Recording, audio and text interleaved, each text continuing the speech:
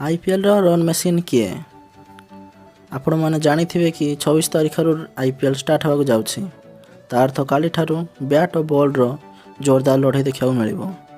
ताले जाना क्यों क्यों खेल मैंने आईपीएल सर्वाधिक रन निज ना कर टॉप 3 रे आसुंच रोहित शर्मा जे कि यही समय विश्वर सबुठारु खतरनाक बैट्समैन मान मध्य जड़े से भारतर 3टी फॉर्मेट कैप्टेनशिप करुँच देखा गले से आईपीएल कैरियर रे 213टी आईपीएल मैच खेली सारी एथिरे से मोट 5611 रन करछंती एपर्यंत आईपीएल हिटमैन 40टी अर्धशतक और गोटे शतक खेली यही तालिकार टॉप 2 रे आसुंच left hand batsman Shikhar Dhawan देखा गले से आईपीएल कैरियर रे 192टी मैच खेली सारी एथिरे से मोट 5784 रन करछंती